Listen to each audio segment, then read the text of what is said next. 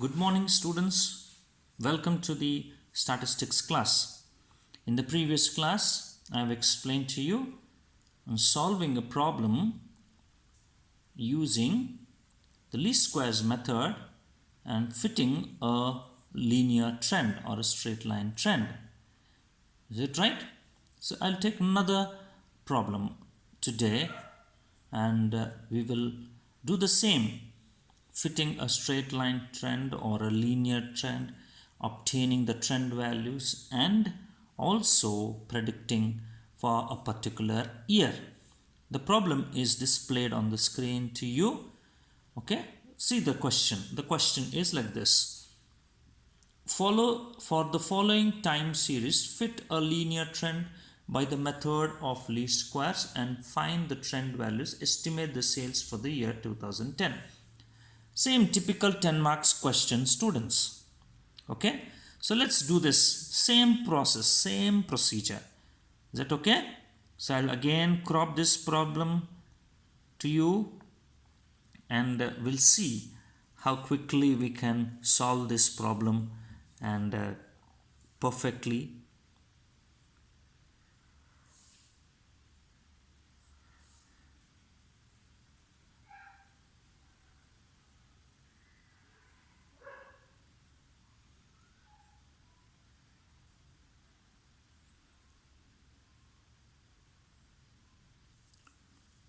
Okay,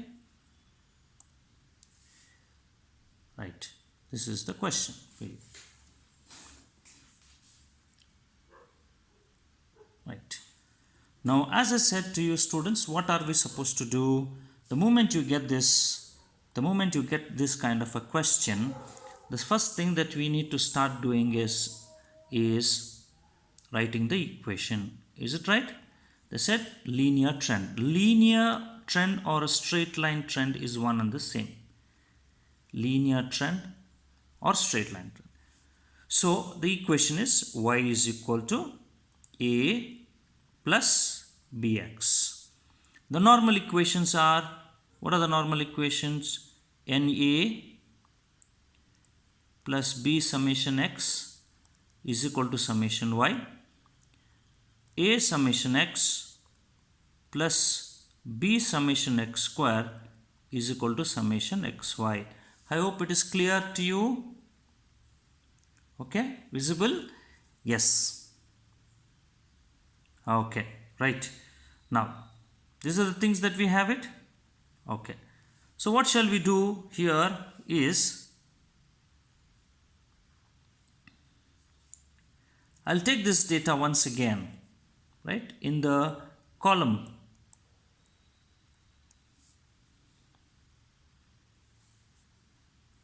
Okay. Right. What are the first is 1980. 1985. Okay, the data here we see there is a 5 difference. That has nothing to do with our calculation, students. But you know, in time series data, the data will have always uniform difference will be there. This you keep it in your mind, right? If ever you don't have a uniform difference of the data, I could say that you don't need to solve the problem. You can clearly say this does not follow, right, a uniformity. Okay, fine, because to get summation x, we need to have this to have a common difference, a uniform difference should be there. Then only we can take the deviation and then we can get summation x to be 0, because you know the theory says sum of all x should be 0. So this should happen. If ever this should happen, the data must have a common difference. Clear? Right. So let me take a scale and then do this drawing for us so that we can do it systematically, neatly.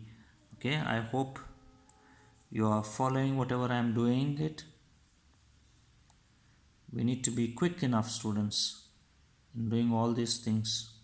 And even in the classrooms, when we come to in the real classroom, you need to be very quick in doing these things. And at the same time, students, it is important for us to have it doing it systematically, very clearly, very neatly. We have to do it, students.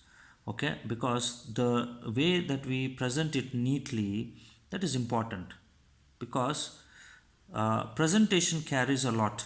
Well, especially in statistics, presentations carries a lot.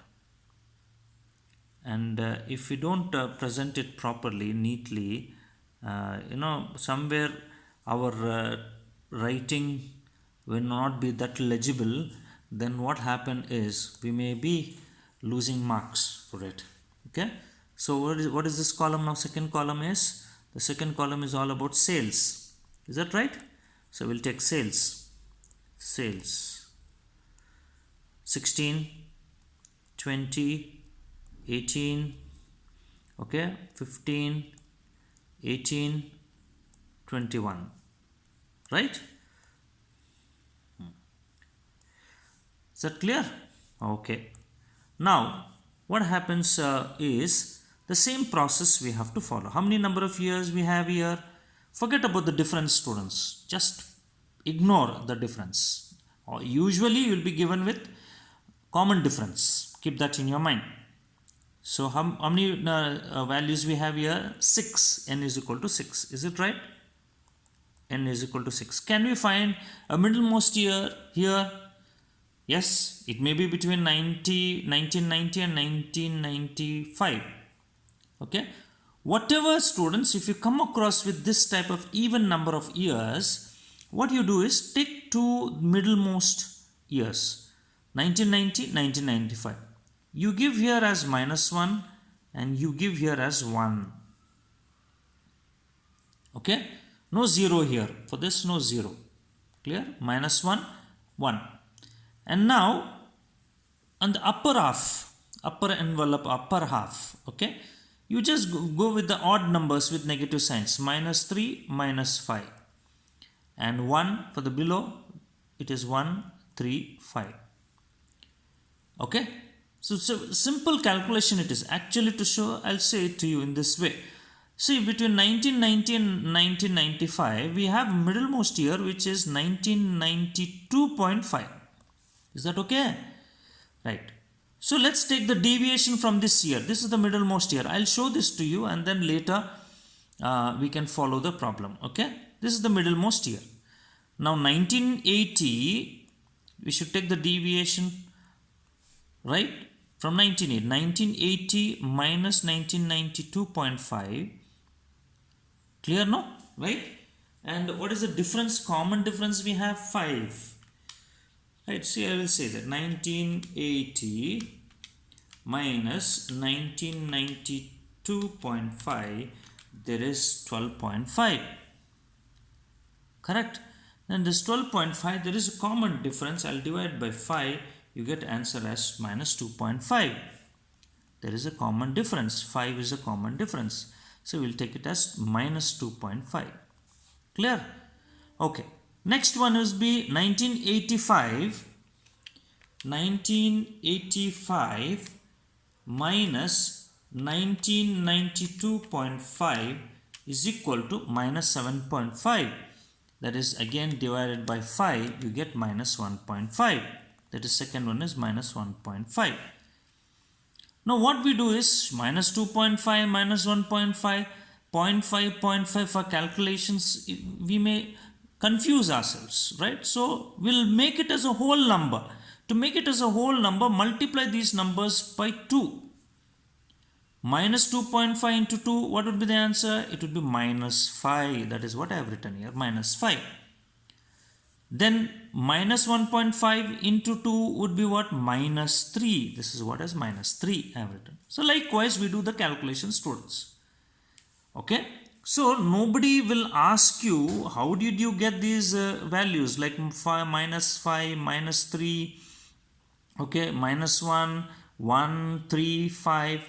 In the examinations, right, there's nobody who's going to ask you. You only have to remember this thing, that whenever you come across with even number of years, take two middlemost years, Given the upper half as -1, -3, -5. Remember, it should be odd numbers. Not again -1, -2, -3, not like that. -1, -3, -5. In the second half, it should be 1, 3, 5. Everything remains the same. So this is x. For us, this is x now. Now, what is required for us? X square is required. We take the square of x. That is -5 square is 25. -3 square is 9. 1 square is 1. 1 square is again 1. 3 square is 9. 5 square is 25. Clear? Then what is required? We require xy. X into y is required. Right? So it would be like this. 16 into 5 is 80. This is -80. Not to ignore the negative sign. 20 into -3 is -60. Correct? 18 into -1 is -18. 15 into 1 is 15. 18 into 3 is 48. 54. Sorry. 18 into 3 is 54. Then 21 into 5. 21 into 5 is 105. Is that clear? Right. This is y for us. This is x. If I add all this y, so we'll do it. 16 plus 20 plus 18 plus 15 plus 18 plus 21 is equal to 108. This is 108. Then this would be 0. And this is 25. 25 is 50, 60, 70. This is 70. This is summation x is equal to 0. Summation x square is equal to 70. And now this, let's add these three and these three together. This would be 80, 60 is 140. It is -158. Is it right? And this would be how much? 105 plus 54 plus 15 is equal to 174. Correct? Okay, right. 174 minus 158 is how much? It is 16. So this would be summation xy is 16. Now substitute in this equation, students. First equation, n is 6. 6a plus b into summation x is 0 is equal to summation y is how much? Summation y is 108. So b into 0 is 0. 6a is equal to 108. A is equal to 108 upon 6. 108 upon 6 is 18. You get as 18. The next equation, in the next equation, a into summation x is 0 plus b into summation x square is 70 and summation xy is 16. A into 0 is 0, then b is equal to 16 by 70, right? 16 by 70. 16 divided by 70 is equal to 0.2285, students. So when you come across with this, then substitute in the equation y is equal to 18 plus 0.2285 into x, and the next procedure